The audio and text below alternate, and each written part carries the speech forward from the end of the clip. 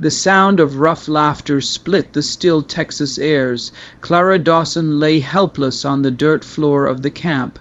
Her captor had ripped away her dress hours ago, leaving her clutching nothing but a filthy towel to cover herself. His hands pressed down hard against her trembling body, his breath reeking of whiskey as he tried to force himself on her. "They're going to kill us," Clara whispered through cracked lips, eyes wide with terror. The words came out broken, almost too weak to hear, but they cut through the night like a blade. Abigail Moore, only 23, yet hardened by weeks of captivity, froze at the sound of her friend's voice. Her own wrists were raw from rope burns. But in that moment, something inside her snapped. She lunged at the man, snatched up a rock from the ground, and slammed it against his temple. His body crumpled instantly, the sneer wiped clean from his face. Clara gasped, clutching the towel tighter around her battered body, while Abigail grabbed her arm and pulled her toward the shadows.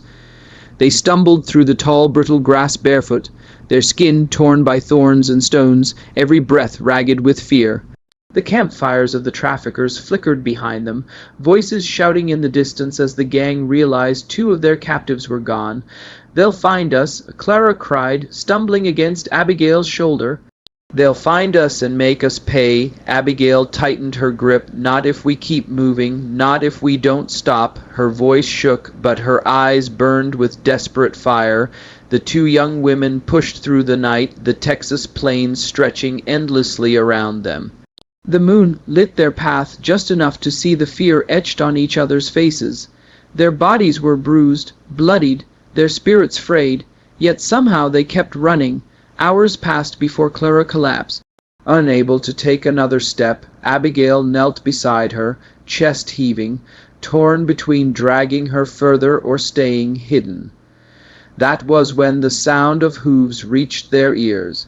Out of the darkness emerged a tall horse, and on its back rode a man with graying hair and eyes that carried the weight of battles long past. His name was Elias Carter, a rancher and former soldier, hardened by the years, but not yet broken. He reined in his horse, staring down at the 2 women sprawled in the dust. Their faces, smeared with dirt and blood, spoke of a horror too deep for words. For the first time that night, Abigail let her guard slip, her voice raw with pleading. "Please help us." Elias dismounted slowly, eyes narrowing as he took in the scene.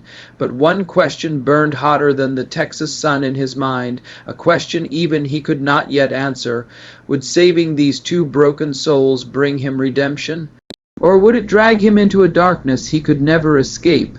Elias crouched down beside the 2 young women, his boots sinking into the dry Texas dirt. Clara clung to her towel, her whole body shaking, while Abigail kept her chin high, trying hard not to look afraid. Elias had seen fear before, plenty of it back in the war, but something about these girls hit different. He pulled a canteen from his saddlebag and handed it over. Abigail took it first, helping Clara sip like she was the older sister, though Elias could tell Clara was just a little younger. Abigail's voice cracked as she spoke, but she forced the words out. "They're not just any outlaws. Their leader, he has a scar down his cheek, runs from the eye all the way to the jaw, and when he talks, it's slow, heavy, like he's weighing every word." I'll never forget that voice. Elias froze. He knew that voice. He knew that scar. His gut twisted like someone had driven a knife clean through. She was talking about Nathaniel Carter, his own brother. He looked away quickly, his jaw tight. The girls didn't need to know. Not yet. Maybe not ever. All they needed now was a roof over their heads and a chance to breathe. "Come on," Elias said, standing and offering a calloused hand. "You're safe here. My ranch is not far. Nobody's going to touch you again. Not while I'm around." Abigail hesitated, but took his hand, pulling Clara up beside her. They stumbled toward the horse, Elias walking beside them for a moment. There was a flicker of something like hope in Clara's tired eyes. Abigail noticed it too, and she let out a shaky laugh, half relief, half disbelief. Maybe, just maybe, they had found someone who could keep them alive. But Elias's mind was anything but calm. Every step he took toward the ranch pressed the truth heavier on his chest. If Nathaniel was the man these girls were running from, then blood would be spilled. Family blood. He glanced back at Abigail, her face streaked with dirt, her spirit still burning under all that pain. She had no idea that the man hunting her was not just some nameless outlaw. Would she still trust him if she knew the truth that he was keeping buried inside? The ride back to the ranch was quiet, too quiet. Elias kept a steady hand on the reins while Abigail and Clara clung to each other behind him. The night air was cool but carried a weight heavier than any blanket. By the time the ranch house came into view, Abigail could barely keep her eyes open. Inside, Elias set out bread and beans from the stove, simple food but warm. Clara devoured hers, still shivering under the towel she held tight around her. Abigail ate slower, her eyes never leaving Elias. She was trying to read him, to figure out if this rancher was truly the safe harbor he seemed to be. The silence broke with the creak of the front door. Heavy boots crossed the threshold. The man Abigail had struck earlier stood there, a fresh welt on his head and a pistol clutched in his hand. His smile was mean, the kind that made a room colder just by being in it. "You got something of mine, old man," he sneered, waving the pistol toward the girls. "Hand them over." Clara let out a terrified gasp, but Elias didn't flinch. In one swift move, he closed the distance, grabbed the gun barrel, twisted hard, and slammed the outlaw against the wall. The pistol clattered to the floor, and in less than a heartbeat, Elias had the man pinned with nothing but his own weight, and the steady strength of a soldier who'd not forgotten how to fight. Abigail's mouth fell open. She had seen men fight before, but never with such calm precision. In that moment, she realized Elias was more than just a rancher. He was a man who had lived through wars and survived to tell the tale. The outlaw cursed and spat, but Elias didn't budge. Finally, with one sharp shove, he sent the man stumbling out the door into the dirt. Abigail's heart pounded. Clara whispered, "How did you do that?" Elias only shrugged like it was nothing more than brushing dust off his boots. But deep inside, he knew it was only the beginning, because if one had come, the rest would follow. And if you want to see how far Elias will go when the whole gang shows up at his door, make sure you hit subscribe right now so you do not miss the next part of this story. The night had settled heavy over the ranch, the kind of silence that makes every creak in the woods sound louder than it should. Abigail helped Clara settle near the fire while Elias sat by the window, eyes fixed on the horizon. He knew trouble was coming. A man does not humiliate an outlaw without paying the price. It started with the sound of hooves, then shadows moved in the yard. 4 men, they dismounted slowly, rifles slung, pistols at their sides. Abigail's breath caught in her throat. Clara gripped her hand so tight her knuckles turned white. The front door opened without a knock, and there he was, Nathaniel Carter. The scar on his cheek glistened in the firelight, his eyes locked on Elias, cold and steady. "Hand them over, brother," Nathaniel said, his voice low and heavy. Abigail's head snapped toward Elias. "Brother."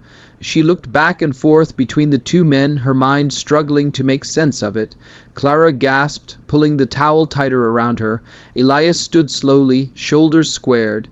"Nathaniel," he said, voice steady, almost weary, "you always thought the world owed you more. I could not stop you then, but I am stopping you now." The air grew so tight you could almost hear it snap.